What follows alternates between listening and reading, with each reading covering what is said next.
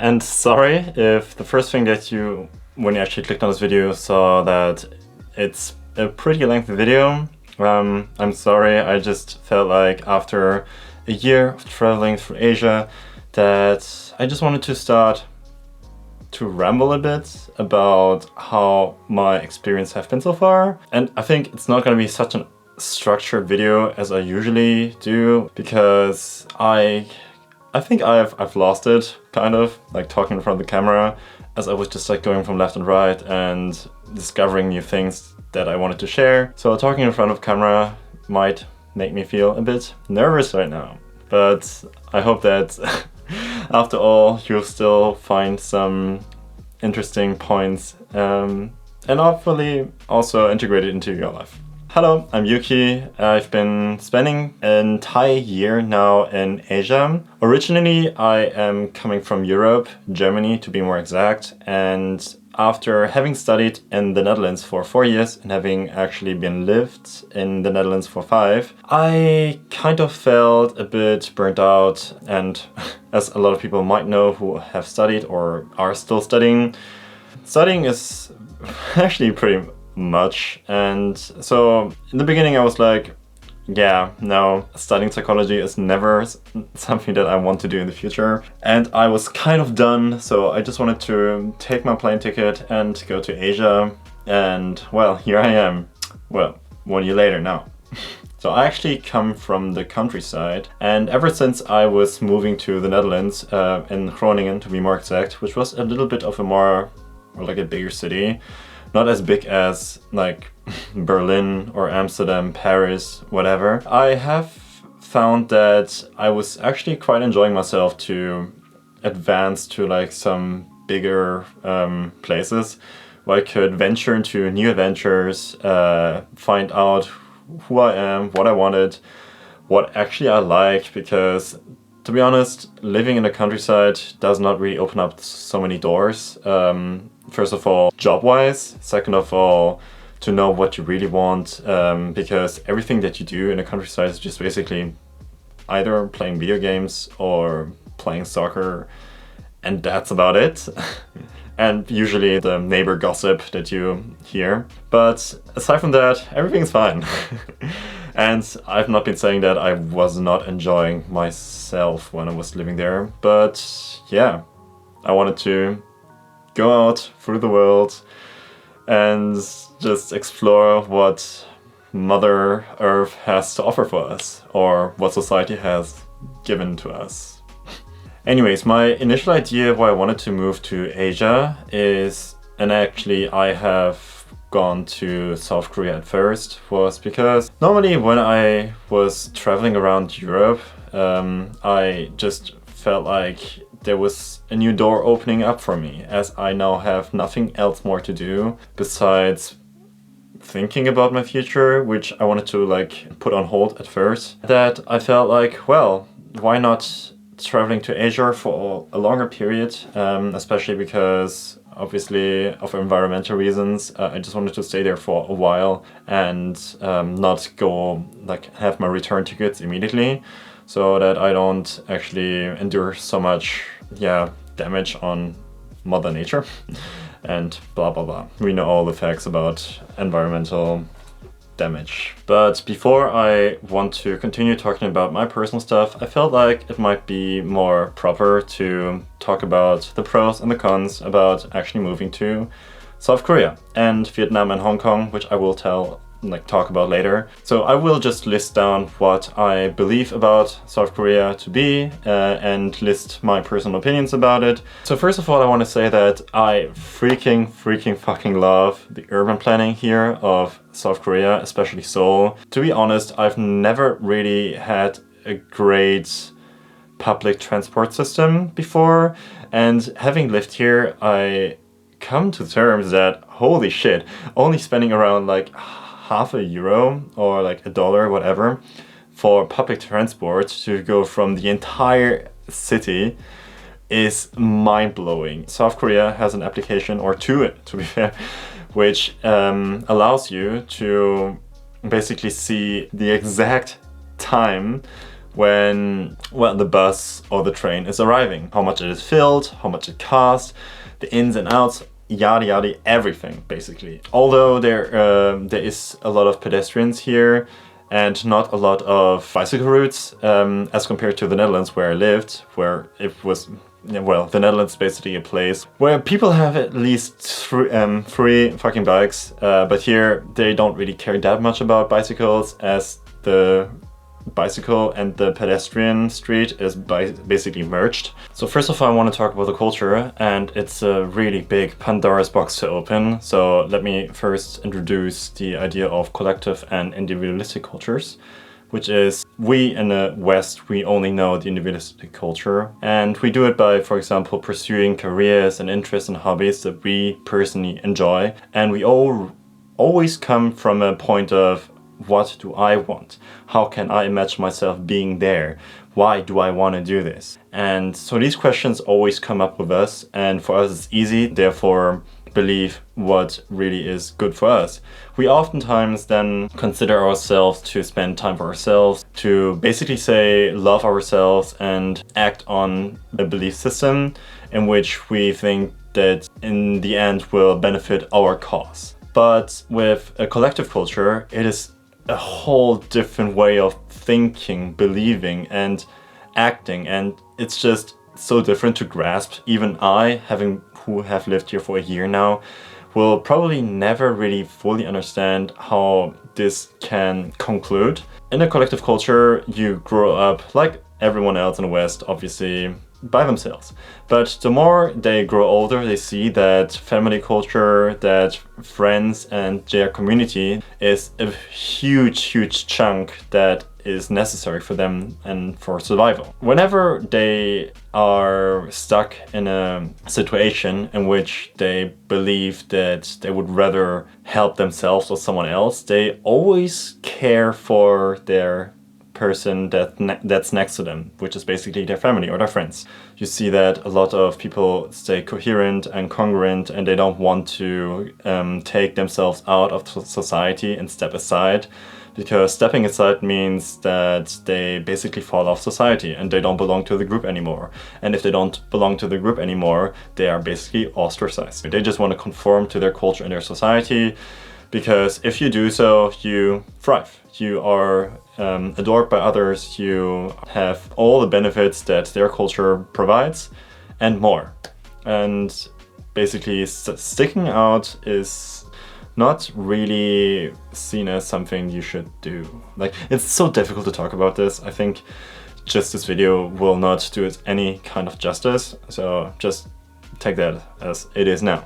There's a lot of Korean people who have this transactional niceness where they show the hospitality even if you go to the nearby store and buy their products, and they show the greatest hospitality there and show you how much they care that you are there in the store. And you often feel welcomed, and actually always feel welcomed. But you can also say that, for example, that because they always are very superficially nice, that they are fake nice. And sometimes when you want to know something of them, if you want to meet up with them, if you just want to get to know them better, you see that instead of showing you upfront, hey, I don't want to spend time with you, and giving reasons for their unavailability, the only thing that you can discount for is basically being completely flaky, ignoring you, rejecting you in a way where you don't really know where you are actually standing between them. So you're questioning yourself, do they not like me? Have I done something wrong? And confronting this also feels like you are kind of impolite. So this is always like a... It gives me headaches, a lot of it, and I don't know how to deal with this all the time. South Korea is very image oriented. You can see it, one thing in their technology, where, for example, if you open up Instagram, if you open up TikTok, or if you open up your normal camera, everything, okay, about the camera I'm not really sure, but I at least know that with TikTok and Instagram, if you open up the camera and just point your phone at you and be like, yeah, I want to take a selfie. it is always put with a face filter on. The face filter distorts your face so much that you can't always really know whether you really look like that.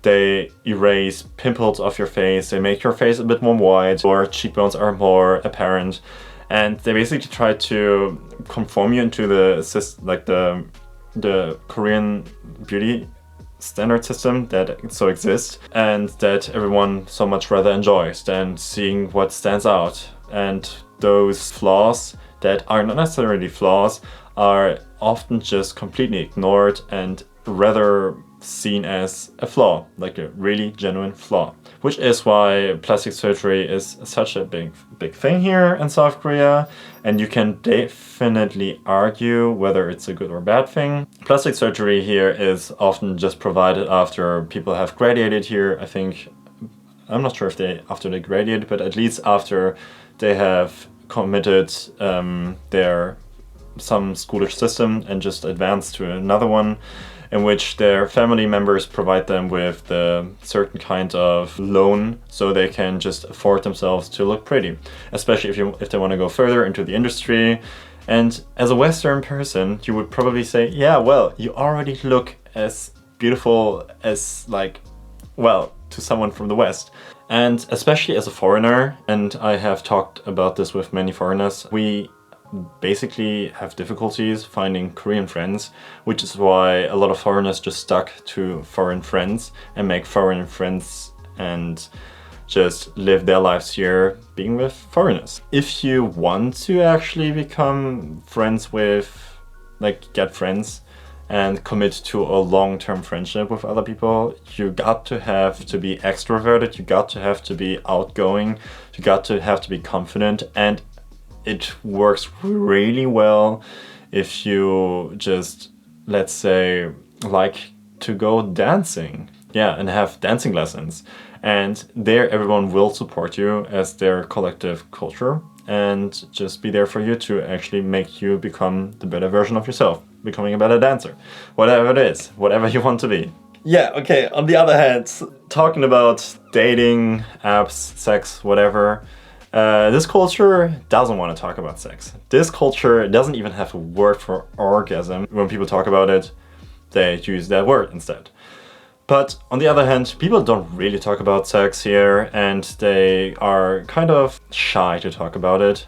Although a lot of motels exist and have their intimate, enjoyable times together, there is a lack of to talk about having safe sex, talking about what someone enjoys in bed, and just like being communicative about what you really want. So in the end, there were definitely, especially more men in the Hongdae area, which is a party place here, where a lot of men were just like going out to seek out for foreigners to get their fair share of having a one-night stand, which they also tried by just downloading Tinder. And it's a bit different with foreign men, and I haven't really tried it out myself that much, because most, if not all, people on Tinder are actually fake profiles. Yeah, so it doesn't really matter. And if you really just want to go out and have an enjoyable time, which is not something bad, just go for it. Then I would rather much more advise you to just go out and just seek out what you want, instead of just browsing through your phone and hoping that inevitably you will find your love interest. There's a language barrier, and the language barrier is, wow. I mean, there is almost no one here in Korea who speaks English, and if they do, it's only limited. So it benefits you more if you learn the language, but, well, in the end, it's for you to decide if you want to learn the language just for dating some Korean men or some Korean women. But yeah, maybe my values are just a bit abhorrent. Wow, Korea. Korea loves to have their couple culture. And if I say couple culture, you had it here, you had it right.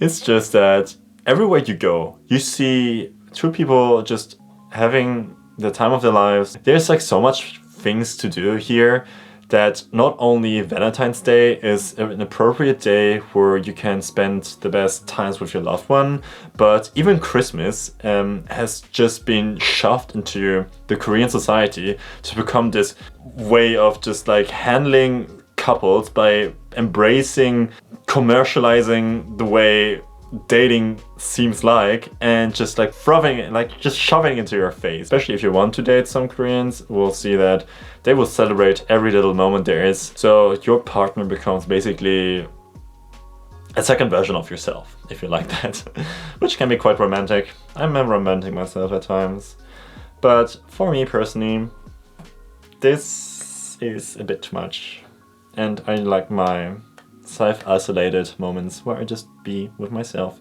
and my camera. Hello.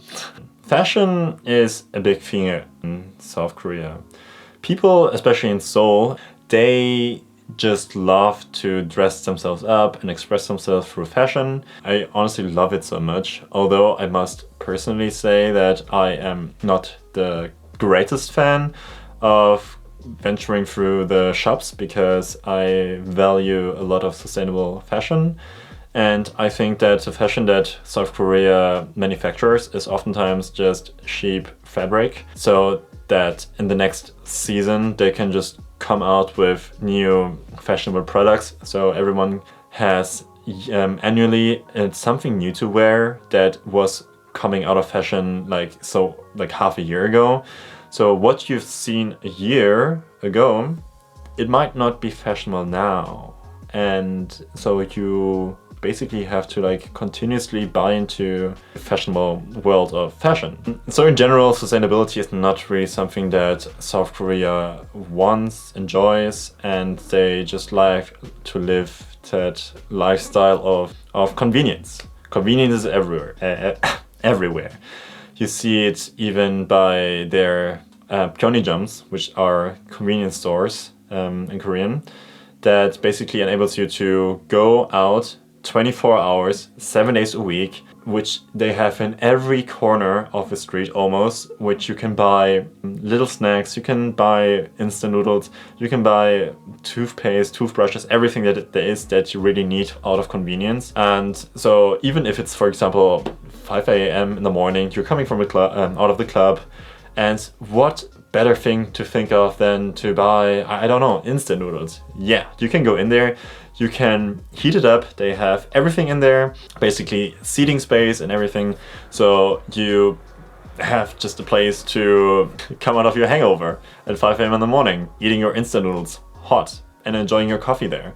And there's always someone there in the store to basically guides you, tells you these things. On every nook of this place there's a CCTV, and which probably also explains why there's not a lot of crime rate here. Like the crime rate is so low. You feel so secure, just like doing whatever you want, even at 5 a.m. in the morning. You can be by yourself, and I've talked to a lot of my female friends who just felt the most safe ever just living here. And you don't even have to worry that someone is spying on you. One last thing I want to talk about, that in general it is super difficult if you just want yourself become a person that belongs to this society here, because Korean people are they are so conservative in their way of thinking that they would rather just want to go the normal trajectory of like living through that school path, going to work, finding a girlfriend or a boyfriend, and then just living that life basically, that they do not really emphasize with the idea to date around, to date foreigners, to just become like being a very different person. So this social friction is kind of difficult for you to integrate into a society. And only if you really want that, it makes a bit more sense to just learn the language and become a better person of that society. But if you love Korea to the extreme, then I don't want to hold you back. I think it's a wonderful idea to come here to learn the language, to experience that culture here, especially if you know from Korean pop culture. But if it's just for something that you enjoy, then even I have come to terms that it's a bit difficult to just try it, and it's rather easier for me to just enjoy myself here as much as possible. And yeah, but in the end, it's obviously for you to decide. First of all, I love my fruits, and Korea has it. Korea doesn't have a lot of exotic fruits though, which is a bummer because it's in Asia, and I oftentimes just connect these things with exotic things. However, big however, you have to pay a shit ton of money, to the extreme that you don't want to buy fruits anymore. So no, you don't really buy fruits anymore. For example, if you want to buy strawberries, and it's not strawberry season, which is one of the few fruits that exists here in South Korea, that they home grow, you have to then spend, let's say, 10-15 euros for just a pack of strawberries. Yeah, so a lot of people just really enjoy the Korean cuisine, which is also not a lot of vegetables, which I also don't understand. But in the end, it all makes sense because South Korea is an island, if you don't really count for North Korea, in a very mountainous area, and this is for them very difficult to just grow their food, which is why for them it's easier to import their food. Okay, for those who have followed me for a longer time, you might know that I am a plant-based eater. You can call it veganism if you want.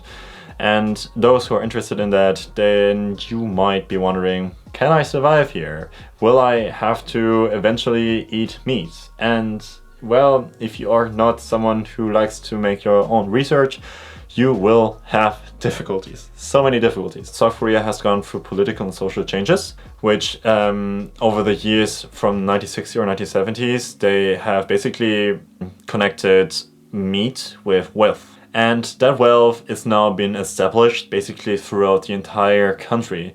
And eating meat is for them a sort of way of showing, oh yeah, we South Koreans, we have finally peaked. We have finally reached that point where we can say we can live the way we always wanted, and before we lived in poverty. And in this impoverished society, they just want to show that they can finally be proud of their country. So I don't really want to badmouth South Korea for having meat everywhere around, and actually understand where they're coming from. You can also see it eventually when you go through the restaurants that they use silver chopsticks, like metal chopsticks, instead of wooden chopsticks that I personally know from. Since actually the lords and the kings have used silver chopsticks for them to show that, okay, now everyone can live in that wealth.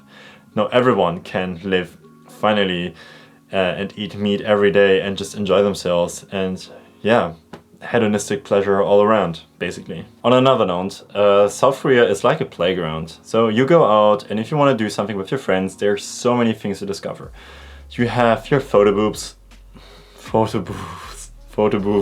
my god, I've been talking about so much sex and dating that I've been talking... Anyways, so they have photo booths where you can go inside these buildings and you can take a cute picture of yourself with your friends. You can dress up and it's all very cutesy, and yeah.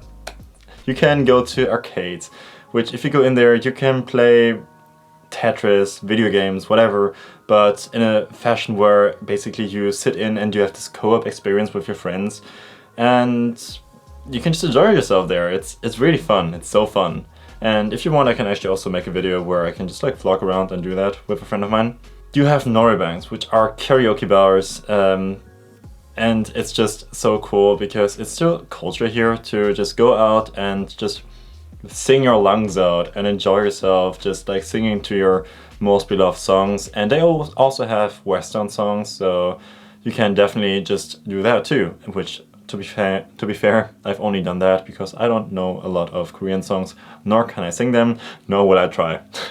I've tried to speak some Korean and I've learned it, but not enough to say willingly that I would really want to try it. So ultimately, I don't want to discourage you from coming to South Korea and Asia in general if you are some certain type of person. And so I would rather encourage you that if you, for example, have these types of personality traits, that it might be more likely that you enjoy it here. First of all, if you are more confident, if you're more extroverted, if you like to socialize, and if you are okay with, then again, also being isolated a lot of times, also with the language barrier, and in general, that it's probably, in my opinion, more likely to be better for girls, especially if they like K-pop, because of the security reasons here, and just to see how you can feel, just to be completely out of anxieties being surrounded by some creeps, whatever.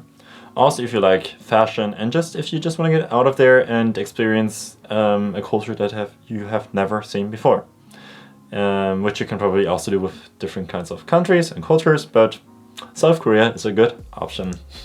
Alright, so I want to briefly talk about Vietnam and Hong Kong. Let's start with Vietnam, because it's my home culture-ish. It's my mom's, to be fair. And the last time I visited this place was 10 years ago, if not more. And wow, it was a whole different experience. Let me tell you why. Because the first time, or the second time when I was in Vietnam, I was like so young, and ever since then I was actually someone who was spending most of my time playing video games, because there was not a lot to do living in the countryside, besides nothing. Anyways, all I wanted to do back then was just to go home and play video games, and all I could think of was, when it was summer, to just go home and visit the online servers so I can just talk to my friends. Well, which is why every time I was in Vietnam, I really didn't enjoy it, and I was second-handedly with my mind somewhere else, just browsing through the internet sphere. So I've been venturing through from the south to the north, and I've started from Ho Chi Minh and up north to Hanoi, which is the capital city, to the most northern part of Vietnam, which is Sapa. And I must confess that I have actually re-evaluated Vietnam and have not seen it the way that I used to do, which completely recaptured the way I believed Vietnam to be. In the beginning, I was just kind of flattened by the idea of Vietnam, but ever since my parents told me, well, just come here, I have seen that the people there are so open-minded and so aggressively supportive and nice. They would do basically everything to make you feel welcome, even if you are stuck and searching for a restaurant that was actually not open and temporarily closed. An entire family who were sitting on a table next to this place that was closed was getting up just to sprint towards us, just to show around and explicate why the shop is closed, and then open up their translator because they were not speaking our language, and just to really show you that you are welcome, that you are seen, and that you are liked and wanted in this part of society, even as a tourist. And they just showed you how much they cared. Even if I was going to a restaurant to get myself a good morning breakfast soup, I was often greeted with a smile, a pleasant way of just showing that they care, and it's just so pleasant. And I felt like it showed so much that my mom was carrying me for, and how I grew up with her, that I was seeing it in a very different light, which is very cheesy to say, because I mean, just like the older you grow, you see how much your parents are actually, how nice they can be. Wow.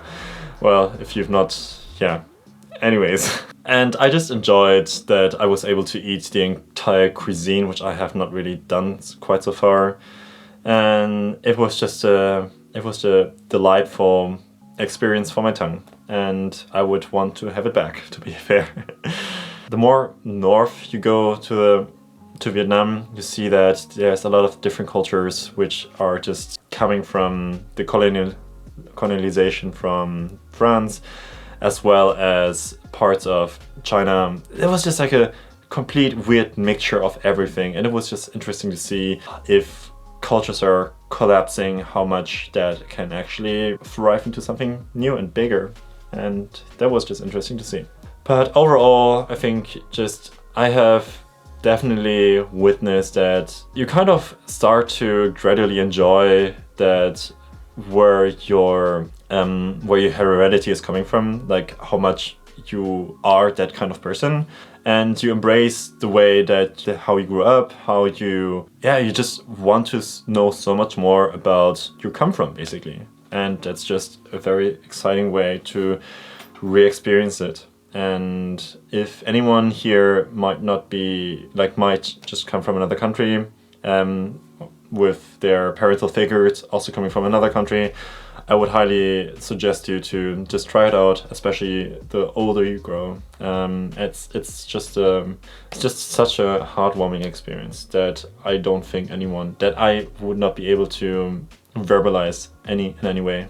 On the other hand, Hong Kong was just a very quick interest that I had because of a friend of mine, and she basically was like eyeing this country for a while, and I never had, and so which is why I was like, yeah, sure, why not?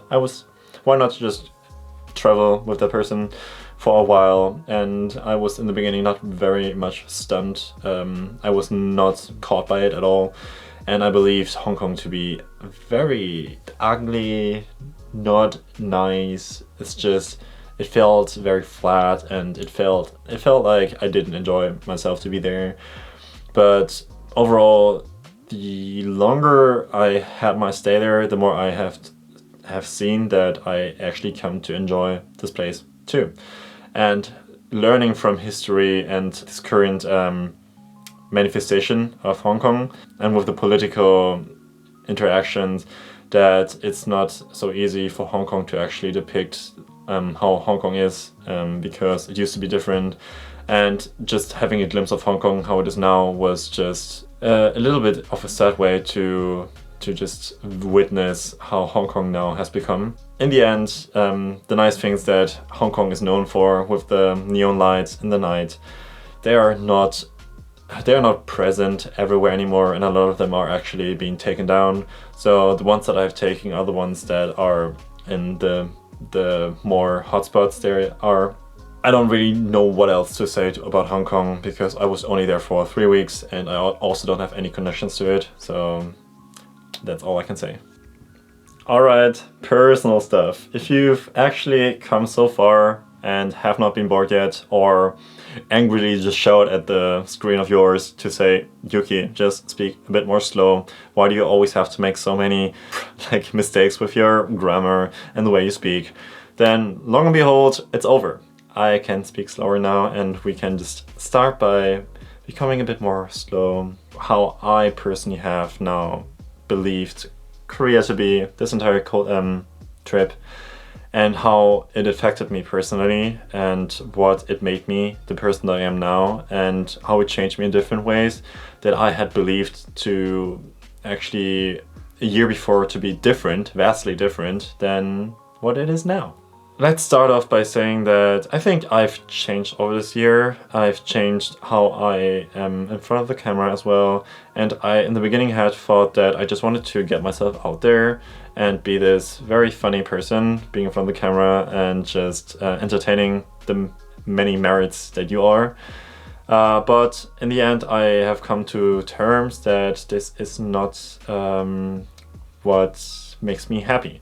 And making myself happy is something that I have struggled with. Although I always believed to be the person that always was striving for becoming the most happy person there is. And yeah, well, it's always a very black and white thinking that it's always very unhappy or very happy, nothing in between.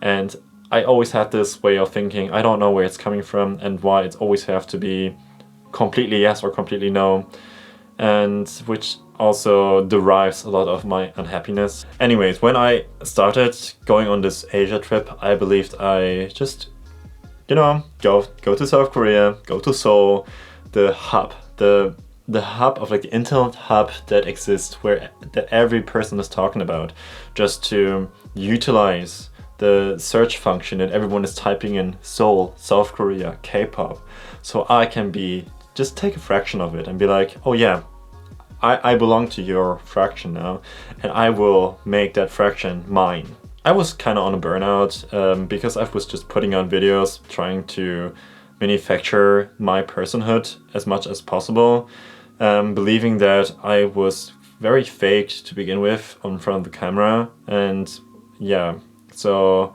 I was first of all being very fake, I was being unhappy about myself, and I just felt like I wanted to make this a valuable income. I have completely lost my sight of why I've started YouTube to begin with, and what I wanted it to become. I wanted it to become the spirit of my happiness. Basically, that I can just do YouTube videos from time to time and monetize it. But fast forward, as you can see, nothing really changed. And I feel like I have given up, I feel like I have surrendered, and I have felt like I have failed on a lot of people in the beginning, and have completely all the time just put myself in a position where I derive my happiness from other people's happiness, and which is fine. I mean, there's some kind of hospitality there.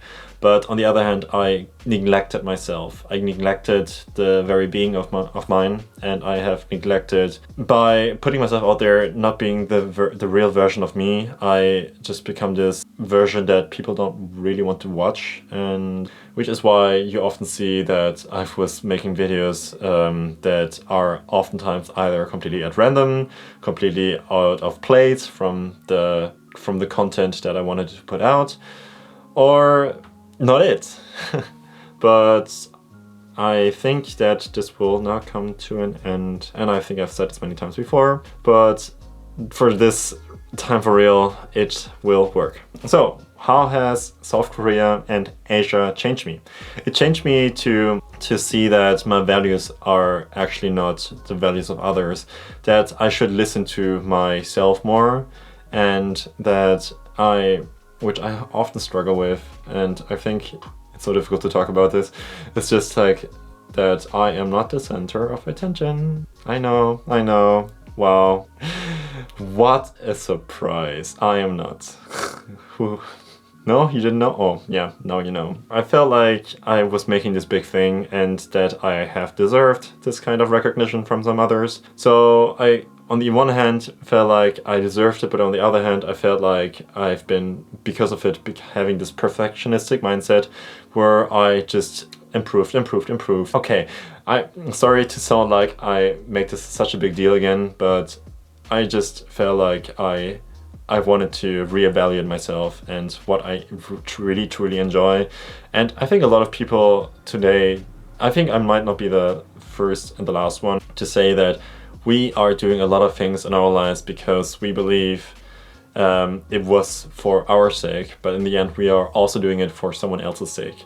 And which is not necessarily a bad thing, but it is by nature that we become unhappy if we just don't do something that we enjoy ourselves. I can do it consciously because I have now decided that I want to pursue this YouTube career not as a career anymore, but just something that I enjoy.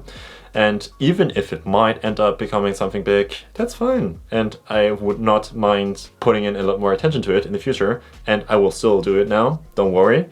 I just feel like I had to put this flaw that was inside my brain and just like nudge it over and be like, you know, go away and let me just enjoy myself and do it just because I'm passionate about it, how I used to start it with, and not, do it because of other people's sake. And so I think that I will go like have my homecoming, which will be in Germany. So you will see German content, haha, wow. German content from a German. Speaking English, by the way, I'm not gonna change. See where this path is like leading me to. I have, by the way, also find new interests and hobbies that I have briefly talked about in the past in another video that was very rambly, which I have unlisted because I didn't want to sound like I am to be concerned with in this state of mind. So I think I want to start making art as well. Yay! And I just want to do a lot of stuff, but just don't become hyper focused on just one thing, because life just should just be enjoyed by doing whatever the fuck you want. And even if it means not becoming the best in it. And why would I want to compete with other people if I can just compete with myself? And competition in itself is not in the way of saying that I just don't feel adequate and the person that I want to be if I do not amount to my own being, but to say, hey, let's look at that way that I want to just better myself, and I want to also care for myself as if I am parenting myself. This unconditional parenting, to see, hey, son, you are doing well, even if it means that you haven't done well in the past, and I'm there for you, and I care for you, and I want to listen to whatever you do, and hope that you have a meaningful, fulfilling life. And with that, I want to tap out for now and say that I'm hoping you have a good day. And thank you if you have watched so far. I just am thankful that the 30 people have subscribed to my channel, on my new channel, where I can just blast out everything I want and yeah, have this unconditional way of liking someone the way that I should do to myself. Alright, I hope that you can do the same for you, and with that, I'm saying goodbye. I hope you have a nice day.